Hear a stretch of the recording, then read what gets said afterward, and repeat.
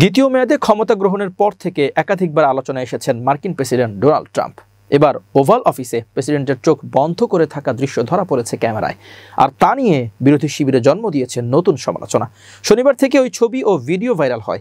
এতে ট্রাম্পের বিরোধীরা প্রশ্ন তুলেছেন, তিনি কি অফিসে দায়িত্ব পালনের সময় ঘুমান নাকি? অবশ্য হোয়াইট হাউস বলছে ট্রাম্প ঘুমিয়ে পড়েননি, বরং পুরো সময় বক্তব্য দিয়েছেন এবং সাংবাদিকদের প্রশ্নের জবাব দিয়েছেন। সংবাদ মাধ্যম CNN-এর প্রতিবেদনে বলা হয়েছে, গত বৃহস্পতিবার ওভাল অফিসের রেজলিউট ডেস্কের পেছনে বসে ওজন কমানোর জনপ্রিয় ওষুধের দাম কমাতে নেওয়া উদ্যোগ ঘোষণা করানোর সময় ট্রাম্প এই কাণ্ড ঘটান। এ সময় প্রশাসনের অন্যান্য কর্মকর্তারাও তার পাশে ছিলেন।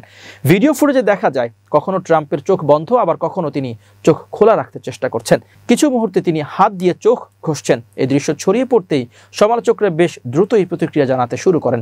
ক্যালিফোর্নিয়ার গভর্নর গ্যাভিন নিউসমের প্রেস অফিস X সেই ছবি শেয়ার করে লেখে, ঘুম কাতুরের ডন ফিরে এসেছে।